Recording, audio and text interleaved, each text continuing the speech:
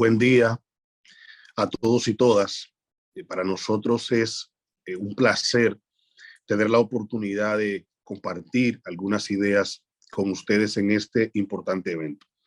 Quiero aprovechar para agradecer enormemente a Waleska por la invitación que nos hace a todo su equipo de la Fiscalía General de Cuentas. De verdad que para nosotros es un honor ser parte de este evento y siempre para nosotros es un placer poder tener la oportunidad de interactuar con Panamá, ya sea por esta vía o en forma presencial, en la que hemos tenido la oportunidad de participar en otras ocasiones.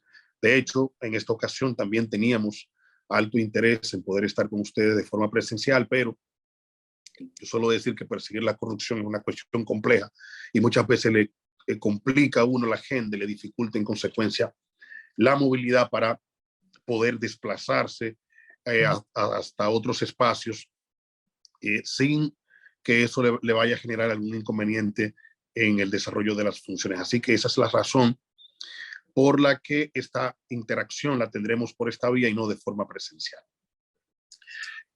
La idea en esta mañana es poder compartir con ustedes algunas reflexiones que hemos ido acumulando en el Ministerio Público de República Dominicana, sobre todo desde que en mi caso particular he tenido la oportunidad de dirigir la Procuraduría Especializada de Persecución de la Corrupción Administrativa en República Dominicana desde septiembre del año 2020.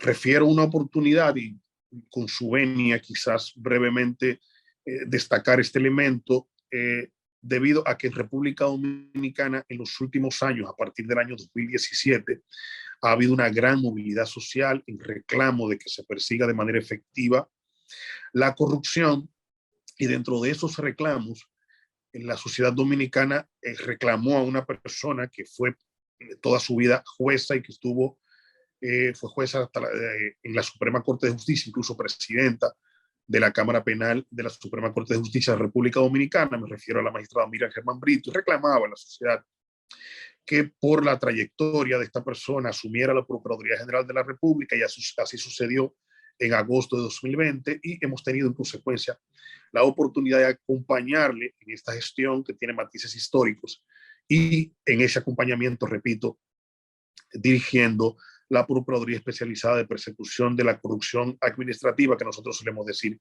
que es lo que nos ha traído hasta aquí. Dicho esto, y de alguna manera compartiendo con ustedes lo que nos ha tocado vivir en este año y medio aproximadamente que hemos estado manejando estos temas, una de las cuestiones que hemos estado trabajando, incluso recientemente escribiendo sobre el particular, es sobre la corrupción y la impunidad, y sobre todo la relación circular que existe entre corrupción e impunidad, y cómo estas dos variables impactan a los sistemas de justicia y le generan desafíos a estos sistemas de justicia. ¿Qué sucede? Y con esto entramos directamente en materia. La corrupción no es un fenómeno nuevo, es un fenómeno que es propio, viene con la propia condición humana. O sea, la corrupción ha acompañado a la humanidad prácticamente en toda su historia.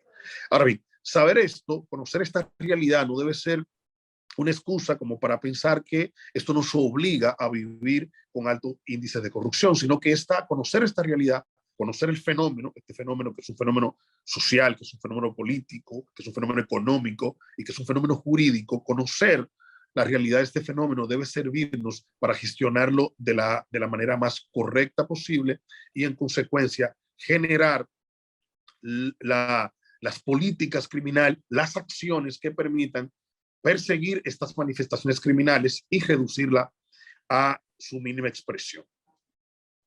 En América Latina, y generalmente las realidades nuestras son muy parecidas, y en este caso particular las realidades de República Dominicana y de Panamá son además muy cercanas, incluso porque nuestras dinámicas económicas son también muy similares, hace que nuestras realidades en consecuencia tengan características muy comunes y que la forma como se presentan estos fenómenos criminales, las formas como se enfrentan y los desafíos que generan en consecuencia también sean muy similares entre un país y otro. El propio desarrollo de los estados, de nuestros estados en América Latina, ha tenido como un componente que lo ha ido acompañando. Me refiero evidentemente al tema de la corrupción administrativa. Aun siendo el tema de la corrupción un tema antiguo, como he referido anteriormente, hay muchas discusiones alrededor del concepto de corrupción y los expertos, como suele suceder con muchos temas por su complejidad, no logran generar un acuerdo en cuanto a qué se debe entender por corrupción. Y esto viene acompañado de las propias características que tiene este fenómeno, a las que había hecho referencia anteriormente, la cuestión de tener múltiples dimensiones, como la social, la política, la económica o la jurídica, hace que se pueda dificultar el englobar o encerrar este fenómeno social en un concepto. Otra cuestión que puede generar dificultad en este proceso es que si uno va a una de sus dimensiones, por ejemplo, a la dimensión jurídica, rara vez uno encuentra en las normas definido el concepto de corrupción o el tipo penal de corrupción, porque la corrupción es un conjunto de acciones típicas que alimentan este concepto, o sea, que se yo, prevaricación, el cohecho, el soborno, la concusión, y solo estoy citando algunos ejemplos, evidentemente, propios de la legislación de la República Dominicana. Estos son los que van a alimentar el concepto de corrupción. Sí es importante, y una de las formas que a mí más me impacta de cómo puede ser entendida la corrupción, la dio el Kofi Annan cuando dirigió Naciones Unidas y la dio al momento de presentar la Convención de Naciones Unidas contra la Corrupción. Y señalaba lo siguiente: la corrupción es una plaga insidiosa que tiene un amplio espectro de consecuencias corrosivas para la sociedad. Socava la democracia y el Estado de Derecho, da pie a violaciones de los derechos humanos, distorsiona los mercados, menoscaba la calidad de vida y permite el florecimiento de la delincuencia organizada, el terrorismo y otras amenazas a la seguridad humana. Esto es una realidad. La capacidad corrosiva que tiene la corrupción le permite hacer daño, para decirlo de alguna manera, directamente, o sea, a través de los actos de corrupción en sí mismo, pero también permite generar ciertos impactos en el conglomerado social, en nuestras democracias, a través de otras manifestaciones delictivas. Es decir, hay otras manifestaciones de la criminalidad organizada. Sería muy difícil que pudieran tener éxito si no existiera la corrupción como un elemento transversal entre ellas. Si pensamos, por ejemplo, en la propia dinámica del narcotráfico, necesita de que personas de la administración se corrompan para poder moverse de un lugar a otro, de un territorio a otro, y para poder sostenerse en el tiempo. Así que la corrupción termina siendo un catalizador de otros fenómenos criminales y termina potenciándolo, y eso hace que sea sumamente importante, en consecuencia, poder enfrentar de manera correcta el fenómeno de la corrupción. Hay una experta estadounidense, la profesora Susan Rose Ackerman, que también define corrupción, una definición de corrupción que suele ser muy utilizada por los expertos, por las personas que escriben sobre corrupción. Ella refiere que corrupción, define corrupción como el uso incorrecto del poder público para obtener beneficios privados. Y esta definición trae algunos elementos que son, a nuestro juicio, muy importantes. ¿Por qué? Porque hace referencia a cómo el fin de la corrupción termina siendo convertir recursos públicos en recursos privados, a través, evidentemente, de maniobras fraudulentas o de acciones ilícitas. Pero lo que procura este fenómeno de la corrupción es sacar dinero del erario, dinero de la colectividad, dinero de la gente, y convertirlo en beneficios privados. Eso hace que, en la medida de que ese dinero sale de los del presupuesto nacional y en consecuencia afecta a los presupuestos particulares de todas las instituciones del Estado, la colectividad termina siendo afectada de manera general, termina recibiendo o menos servicios o menos calidad en los servicios que debería recibir, mientras que un segmento de la población que se beneficia de estos recursos, entonces termina teniendo unas vidas de lujo como consecuencia de la sustracción de dinero del erario. Hay otros autores que definen corrupción también. Malin, por ejemplo, dice que se refiere a aquellos actos que constituyen violación activa o pasiva de un deber posicional o de incumplimiento de alguna función específica realizados en un marco de discreción con el objeto de obtener un beneficio extraposicional, cualquiera que sea su naturaleza. Este autor coincide con la profesora Rose, pero agrega un elemento adicional y es a lo que él llama de aprovecharse de la posición. O sea, el hecho de ser funcionario público implica en sí mismo el depósito de un nivel de confianza que de manera directa, si ha sido elegido a través del voto, o de manera directa, si ha sido designado, pone la sociedad en ese ser humano y le da la oportunidad en consecuencia de manejar recursos públicos. O sea, de todo el conglomerado social decide que un grupo limitado de seres humanos tendrá la oportunidad de manejar recursos públicos y decidir qué hacer con esos recursos públicos. Entonces, ¿qué hacen los funcionarios que se corrompen? Que aprovechan este posicionamiento privilegiado que le da la sociedad a la que pertenecen y, contrario a la obligación que implica su función, pero además la obligación ética y la fidelidad que debe tener este funcionario en relación a la confianza que se ha depositado en el funcionario o funcionaria, termina obrando contrario a las expectativas que se han generado con relación a cómo debe funcionar esa institución o cómo debe ejercer su cargo el funcionario o funcionaria de la que se trate, y en vez de administrar de manera correcta, de manera eficiente y procurando el bien público, terminan administrando al contrario, de manera deficiente y contrario al interés público y en consecuencia en beneficio del interés particular, estos recursos, y terminan afectando todo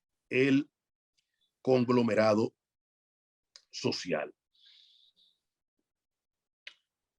Dicho esto, la corrupción termina funcionando como un impuesto agregado. Esto quizás dándole un enfoque economicista que obliga el propio concepto de corrupción, porque repito, ya hemos dicho que tiene dimensiones económicas, jurídicas, sociales y políticas. Entonces, dentro de esta dimensión economicista, la corrupción puede ser entendida como un impuesto adicional que se coloca dentro del funcionamiento económico de las sociedades. ¿Esto por qué? Porque en la medida de que, por ejemplo, para la obtención de una obra en una licitación haya que pagar sobornos o al que dirige la institución o al comité de compras o a ambos, esto termina entonces encareciendo la obra, y generalmente lo que sucede, y esto sobre todo conforme a la experiencia que hemos visto en República Dominicana, es que se sobrevalúa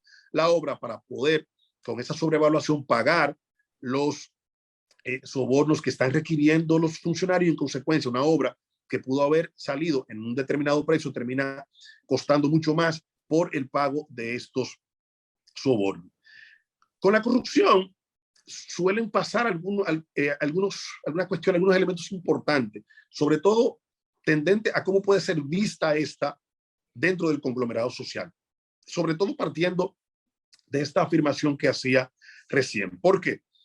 Porque puede pasar que una obra salga más cara, pero que sea construida con la calidad adecuada. Y muchas veces lo que suele, la argumentación que suele llevarse a la sociedad, sobre todo cuando desde el Ministerio Público se persiguen a estas personas por la sobrevaluación de la obra, es el argumento de que la obra está ahí y de que la obra está construida con un estándar de calidad aceptable. Y uno tiene que ser muy específico y diría yo que estratégico en cómo manejar estas cuestiones, porque es cierto que la obra está ahí, es cierto que la obra está construida con ciertos estándares de calidad. Lo que no es cierto es que la obra debió costar el dinero que le ha costado a la sociedad de que se trate y que en consecuencia, por ejemplo, con lo que se pagó para la construcción de una obra, pudieran construirse otras obras con la misma calidad. Podría decirle que en República Dominicana en una ocasión vivimos el ejemplo de la construcción de ciertas edificaciones con las mismas características en las que nos encontrábamos, por ejemplo, que una había costado 300 millones de pesos y otra había costado 1.000 millones de pesos. Entonces uno se pregunta cuál es la diferencia, cuáles son las especificaciones que permiten esta diferencia en los valores entre una obra y otra, y es evidentemente que se trata de sobreevaluación. El otro elemento importante y que uno debe tener claro y que debe en consecuencia procurar concienciar a las sociedades, pero además a nuestras contrapartes dentro del propio sistema de justicia. Dígase por nuestra contraparte, sobre todo a los jueces, donde nos toca a nosotros postular en pos de que se castigue correctamente la corrupción y que se recuperen los bienes que han sido adquiridos como consecuencia de la sustracción de dinero del erario. ¿A qué me refiero? Muchas veces no se tiene claro cuál es el impacto que tiene la corrupción, sobre todo en términos de víctimas. Nuestras sociedades suelen estar acostumbradas a los delitos clásicos, o sea, un homicidio produce una víctima directa que todo el mundo sabe cómo se llamaba, dónde vivía, qué hacía, y unos familiares que generalmente acompañan el proceso en pos de procurar que se haga justicia. Lo que no sucede con el tema de corrupción por cuestiones que ustedes muy bien conocen, de que afecta intereses colectivos y difusos. Pero yo suelo o he estado haciéndome una pregunta dentro de esta experiencia en el caso de República Dominicana, y es, reflexionemos, ¿cuántas víctimas puede realmente producir un acto de corrupción? O sea, un acto de corrupción generado en cualquier parte del país, en este caso en cualquier parte de Panamá, en cualquier institución de Panamá, ¿cuál es la cantidad de víctimas que puede generar ese acto de corrupción? Eso es simple y llanamente incuantificable. ¿Por qué? Volviendo al elemento anterior, terminan afectándose, por ejemplo, la calidad de la educación. Y cuando se afecta la calidad de la educación, porque el sistema educativo no puede contar con los recursos que le permita tener mejores escuelas y mejores docentes y más docentes en la medida de que esto sea necesario, eso termina afectando en consecuencia el desarrollo académico, cognitivo, por ejemplo, de las personas que tienen que acceder a la formación pública, porque hay otros, sobre todo los que se benefician del tema de la corrupción, que tienen la posibilidad de acceder a la educación privada e incluso de enviar a sus hijos a estudiar fuera del país, que no tienen que vivir estas peripecias. Y luego los que son víctimas de la corrupción tienen que competir con estas personas que en muchos casos, pues, me estoy refiriendo a todos, porque hay otras personas que adquieren dinero lícito y que pueden realizar esta dinámica, pero tienen que competir estas personas con ambos grupos, con lo que lo pueden hacer porque han obtenido dinero lícito y con lo que lo hacen a través de los beneficios que le da el que sus familiares se hayan beneficiado del tema de la corrupción. Entonces, a través del sistema educativo, la cantidad de víctimas que se puede generar, cómo esto afecta el desarrollo de las propias sociedades es inmensa. Si hablamos del sistema de salud, ni hablar. O sea, quizás no suceda en Panamá, pero en República Dominicana, una de las realidades que tiene el propio sistema de salud es que las personas acceden a él y se pueden encontrar, sobre todo en medio de una situación pandémica, que no hay camas, que hay camas pero no hay un suero, que hay un suero pero no hay una jeringa para ponerle un medicamento, o que el medicamento simplemente no existe. Y una de las razones fundamentales para que nuestro sistema de salud no opere correctamente es la cantidad de dinero que se sustrae como consecuencia del tema de la corrupción, sobre todo porque el sector salud es uno de los espacios más afectados por el tema de corrupción. Y si entráramos ahí y en los ejemplos y en las dinámicas de corrupción que nosotros hemos descubierto en los procesos de investigación que estamos llevando a cabo en República Dominicana, eso daría para que nos tomáramos el tiempo de una actividad completa como esta, en la cantidad de variables que se presentan como dinámica de realización de la corrupción. O sea, no pensándolo solamente en la existencia de una licitación, sino en que esa licitación puede ser amañada, que esa licitación puede ser por medicamentos que no son necesarios, que esa licitación puede ser por medicamentos, por ejemplo, que el proveedor los tiene y están a punto de vencerse, se termina licitando, el Estado los compra y terminan venciéndose en consecuencia del Estado, y el Estado no puede utilizarlo porque ya están vencidos, y esto se constituye en una estafa contra el erario y obliga además, porque los enfermos están ahí y hay que darle atención a que el Estado tenga que hacer otras inversiones para poder adquirir estos medicamentos y poder atender las necesidades que se le generan desde el Estado. Otro elemento que me gustaría compartir con ustedes es cómo la corrupción no es unidimensional. Y no me refiero por los componentes que la acompañan, sino por la manifestación de la misma. La experiencia nos dice que uno termina encontrándose con actos de corrupción que son a baja escala, qué sé yo, un miembro de un ayuntamiento pequeño que sustrae dinero de nómina o que pone a trabajar o hace figurar como que están trabajando en esa localidad a personas que no están trabajando y que solamente, perdón, se están dedicando a cobrar. Uno se puede encontrar con corrupción perdón, a nivel medio en un ministerio y sobre todo en una dependencia de un ministerio. Se puede encontrar macros casos de corrupción como la experiencia que han vivido varios países, entre ellos Panamá, en América Latina, como el caso de Bresdel, que República Dominicana también fue víctima y en el que nosotros tuvimos la oportunidad de ser parte de este proceso. Entonces los temas de corrupción se pueden dar a baja escala, se pueden dar a mediana escala y se pueden dar a gran escala. Pueden pasar dos cosas, bueno, pueden pasar muchas cosas, pero sobre todo dos cosas en las experiencias que se suelen dar en América Latina. O uno se encuentra realidades de países que son muy eficientes persiguiendo la baja y la mediana corrupción, pero que no tienen la misma eficiencia para perseguir la corrupción a gran escala, o se puede encontrar, por lo contrario, de que puede existir cierta eficacia para perseguir la corrupción a gran escala, pero se descuida en consecuencia la corrupción a mediana y a pequeña escala. El reto y uno de los elementos de esta interacción con ustedes, poder ver cuáles son esos desafíos que tienen los sistemas de justicia para perseguir la corrupción y la impunidad. Adelantando esto, uno de esos retos es poder atender o ver la foto completa y poder enfrentar tanto la corrupción a baja escala, la corrupción a mediana escala y la corrupción a gran escala. Esto evidentemente, siendo el fenómeno de la corrupción difícil en cualquiera de sus escalas, es un reto enorme poder enfrentar los hechos de corrupción en cualquiera de sus manifestaciones y en consecuencia, en la medida de que se conozcan, perseguirlo en cualquiera de sus variantes de forma tal de que estos no vayan a quedar impunes. ¿Qué sucede con la corrupción? La corrupción, además de tener ese efecto catalizador al que hacía referencia anteriormente con relación a otras manifestaciones criminales, tiene un efecto catalizador a lo interno. ¿A qué me refiero? En la medida de que existen actos de corrupción y esos actos de corrupción terminan impunes, se genera una dinámica de que más corrupción termina generando más corrupción. O sea, a medida de que existen ciertos niveles de corrupción y no se castigan correctamente, esta corrupción va a ir incrementándose paulatinamente.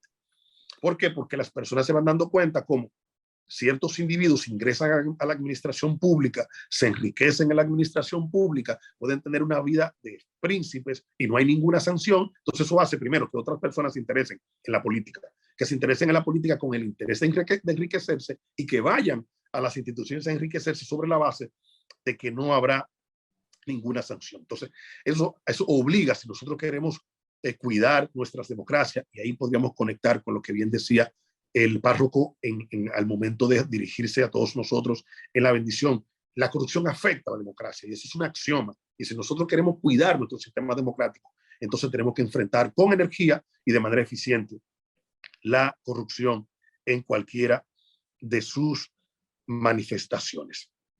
Pero uno podría preguntarse quiénes deberían enfrentar la corrupción. La corrupción debería ser enfrentada solamente por el Ministerio Público, en el caso de Panamá, por la Fiscalía General de Cuentas, o por quienes debería ser enfrentada la corrupción.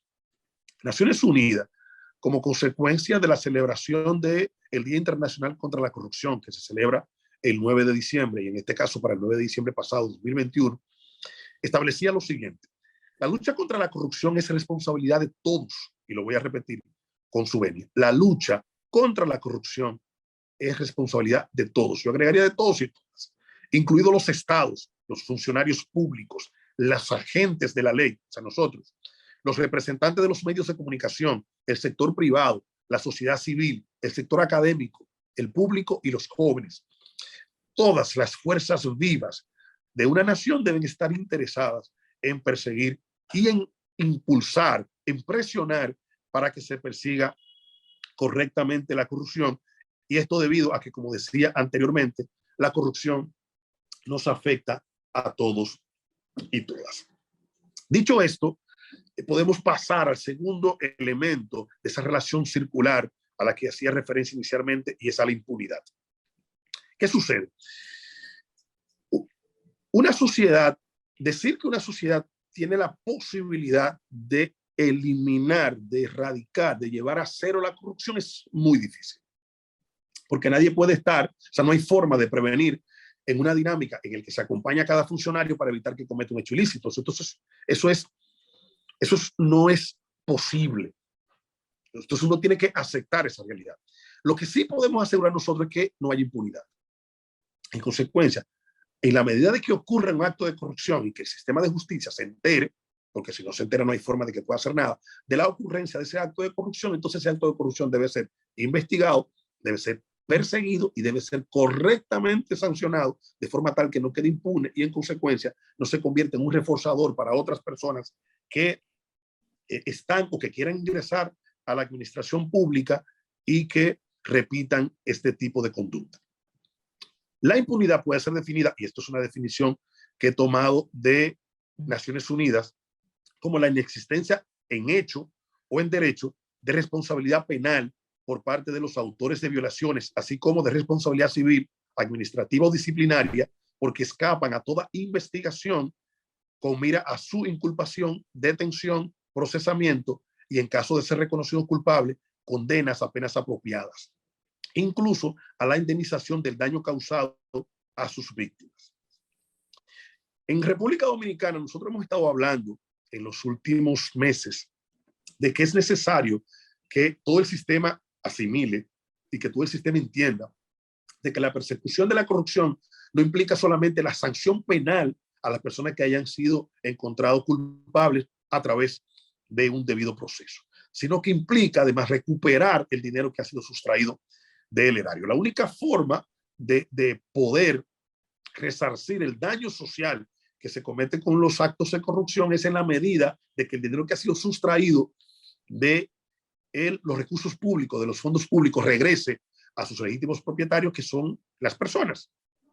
Pero además, aquello que uno suele o solía escuchar en las películas de que el crimen no paga, suele no dándose si a una persona que sustrae 1.000 millones de dólares termina con una sanción 3, 4, 5 años y sin que se recupere el dinero, termina siendo costo efectivo pasarse 5 años y recibir como recompensa riqueza de su generación y de las siguientes generaciones. Entonces, para desincentivar estas prácticas, no basta solamente con que se sancione penalmente a estas personas, sino que hay que recuperar los bienes, hay que quitarles el dinero que ha sido sustraído del erario para que esta persecución valga la pena. Entonces los sistemas de justicia tienen que estar conscientes de eso. Tenemos nosotros que comprometernos en esta lucha para asegurarnos de que realmente el crimen no pague. Porque si el crimen paga, sí,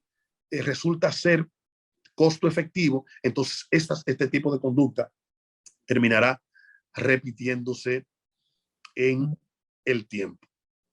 Yo les había planteado anteriormente una pregunta sobre la base de cuántas víctimas puede producir un acto de corrupción. En este punto podríamos o deberíamos hacernos otra pregunta.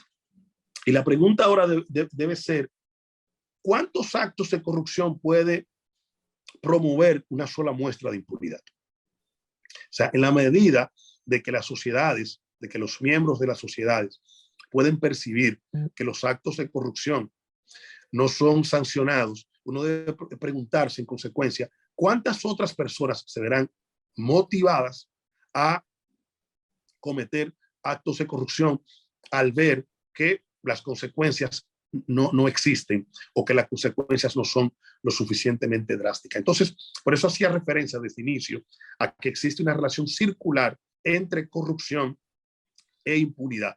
Estos dos elementos, incluso que algunos autores llegan a fundirlos diciendo que la impunidad es una manifestación de corrupción, pero hay que, siendo muy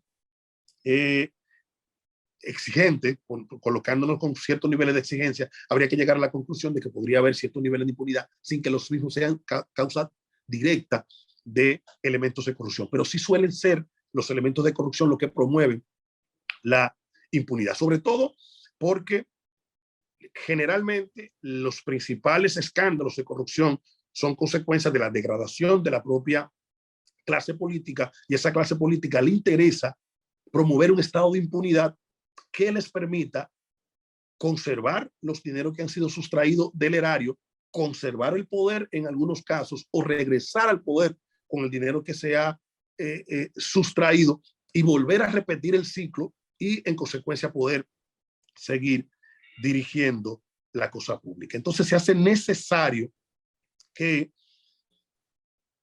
los sistemas de justicia puedan asegurar que la comisión de un acto de corrupción lleva como aparejada, como consecuencia, una sanción, y que esa sanción sea lo suficientemente adecuada como para poder disminuir los actos de corrupción a su mínima expresión.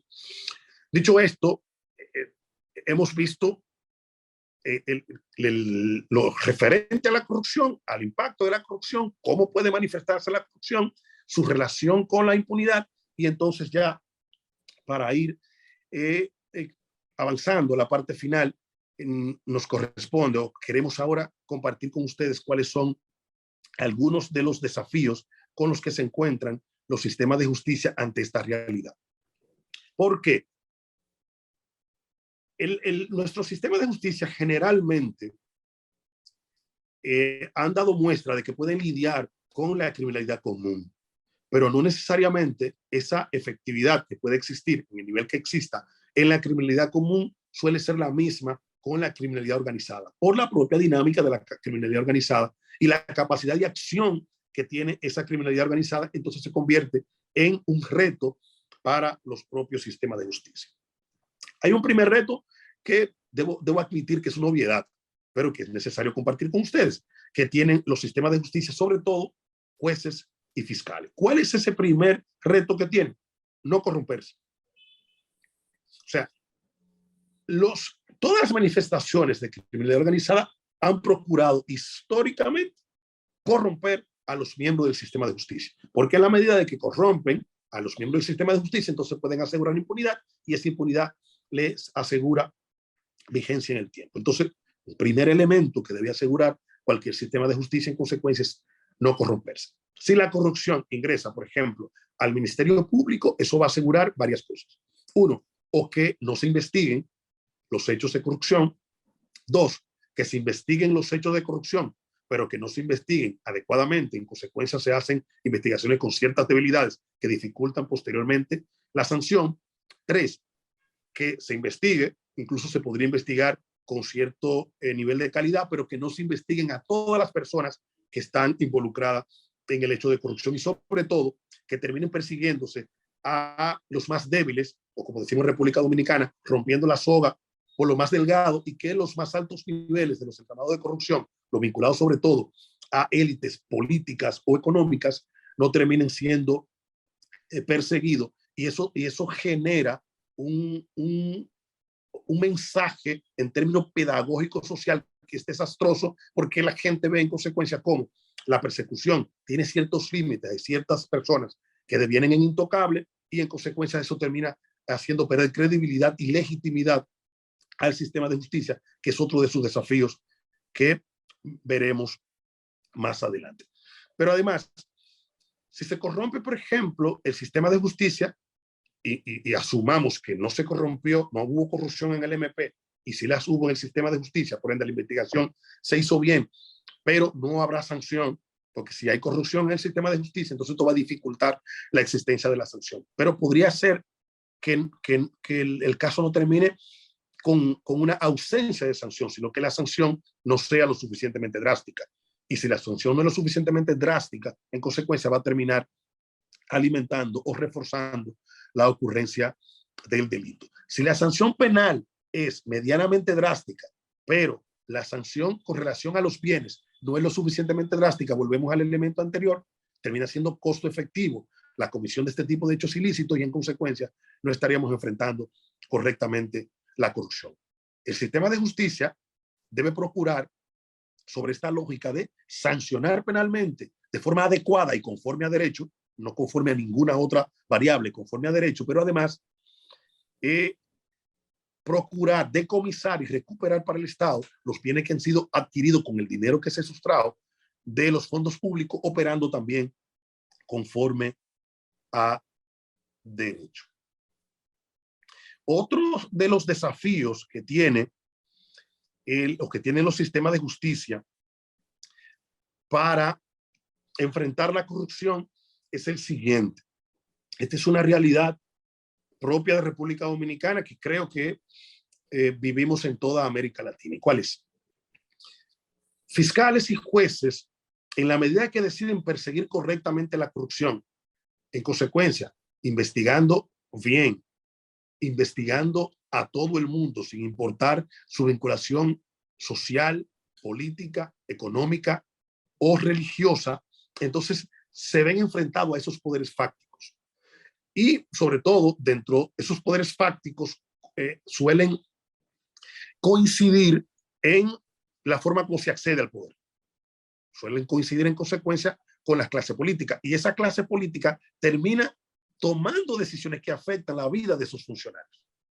En el caso de República Dominicana, por ejemplo, un juez que tenga la aspiración de llegar a la Suprema Corte de Justicia tiene que ser seleccionado por el Consejo Nacional de la Magistratura. El Consejo Nacional de la Magistratura nuestro está compuesto por el presidente de la República, por el presidente del Senado y un senador, el presidente de la Cámara de Diputados y un diputado, el Procurador General de la República, que es designado hasta este momento por el Poder Ejecutivo, un juez, el juez presidente, perdón, de la Suprema Corte de Justicia y un juez. Por ende, de 8 miembros, 6 hasta este momento vienen o podrían venir de la clase política. ¿Qué significa esto? Esto no es matemático, pero podría pasar que si un funcionario afectó ciertas parcelas políticas en la medida de que realizó su trabajo de perseguir la corrupción, podría ser de que luego, como solemos decir por aquí, le pasen el sombrero al momento de ser evaluado si le interesa acceder a uno de esos puestos. No solamente pasa con un juez, puede pasar con un fiscal que también tenga interés de ingresar a la Suprema Corte de Justicia, porque aquí está permitido, o al Tribunal Superior Electoral o ante el Tribunal Constitucional. Ahora bien, el reto es no detenerse por eso, el reto es pasar sobre eso. Uno tiene que tener el compromiso de hacer las cosas correctamente, de hacer las cosas bien. Si luego tengo que pagar el precio, debo pagar el precio o no asumir el cargo. Porque uno tiene la libertad de, en el momento de que le ofrezcan el acceso al cargo, valorar estos desafíos, estos retos que tienen estos cargos y decidir aceptarlo o no. Si usted decidió aceptarlo, debe ir hasta las últimas consecuencias, independientemente de que eso pueda afectar su vida profesional en el futuro. Otro desafío que tienen los sistemas de justicia y que va a cierta relación con el anterior es evitar la politización de la persecución penal. El sistema de justicia, bajo ninguna circunstancia, puede entrar en ese juego de la política. Los temas políticos deben resolverlos los políticos y las discusiones dentro de los procesos judiciales deben resolverse dentro de la lógica del derecho y la lógica del debido proceso. Hace un tiempo, yo, si mi memoria no me traiciona, escuché a un juez decir que cuando la política entra en una sala de audiencia, el derecho sale por la ventana. Entonces nosotros debemos asegurarnos de que a la persecución y el procesamiento y sanción de los hechos de corrupción, los elementos políticos no lo permiten, porque terminan en consecuencia distorsionando toda la lucha y deslegitimando a todo el sistema. Dicho esto, tampoco puede caer en el sistema en la argumentación frecuente, manida, de los políticos de acusar de persecución política cualquier persecución que se haga a un político. Debe tener claro el sistema que una cosa es persecución política o perseguir a una persona por el hecho de pertenecer a una bandería política, y otra cosa es perseguir a políticos por la comisión de hechos ilícitos en el ejercicio de sus funciones. Por suerte, hay un elemento que permite separar la paja del trigo, y son las pruebas. En la medida de que usted cuente con las pruebas suficientes como para demostrar ante un tribunal, el que sea, de que esa persona ha cometido un hecho ilícito, entonces estará en condición de demostrar de que no se trata de persecución política, sino de persecución, repito, a un político que ha cometido hechos ilícitos en el ejercicio de sus funciones. Finalizando, hay otros retos que tiene el sistema de justicia. Por ejemplo, y en este punto tengo que hablar estrictamente de la realidad dominicana. Quizás si hay un espacio para preguntas y respuestas, ustedes me puedan compartir la realidad panameña en ese sentido. Pero en República Dominicana no existe una policía para la persecución de la corrupción. Hay países como Italia que tienen cuerpos policiales para la persecución de este tipo de delitos. Y hay otros países como Chile o como Colombia que tienen policías especializadas, y dentro de esa policía especializada tienen en consecuencia espacios que permiten apoyar al Ministerio Público en la persecución de este tipo de ilícitos. Al no existir cuerpos policiales de apoyo para estas investigaciones, esto obliga al fiscal a convertirse de alguna manera, así sea de forma indirecta, un poco policía. ¿Por qué? Porque las labores que son propias de la investigación policial, que hay que hacerla en este tipo de investigación también, entonces las tiene que hacer el propio Ministerio Público. En el caso de nuestras policías, algunas que pueden contar con algún nivel de descrédito público, podría existir la crítica de por qué traer todo ese bagaje que suele acompañar a nuestras policías a este tipo de investigaciones. Bueno, yo suelo concluir en este sentido de que no se trata de traer las malas prácticas a los policías, sino de poder colocar aquí buenas prácticas, y sobre todo construyendo cuerpos policiales que dependan directamente del Ministerio Público. Podríamos aprovechar las buenas prácticas y las fortalezas de la investigación policial para poder aumentar la capacidad de respuesta en este caso, del Ministerio Público en la persecución de este tipo de delitos. Con o sin policía, los ministerios públicos necesitan cuerpos técnicos de élite. O sea, me refiero a auditores forenses, contables forenses, ingenieros civiles que puedan apoyar al Ministerio Público en esa persecución, abogados que sepan de áreas diversas como derecho administrativo, derecho constitucional o derecho corporativo, de forma tal de que el Ministerio Público pueda tener ese apoyo. O sea, pedirle al Ministerio Público que sea fiscal, que litigue, que al mismo tiempo sea analista financiero, es pedirle demasiado. Y uno de los desafíos que tiene la persecución de los tipos de corrupción es que el Ministerio Público pueda contar con un cuerpo de apoyo élite, bien pagado, que le pueda ayudar y que le pueda hacer más fácil la vida en la persecución de este tipo de delito. Finalmente,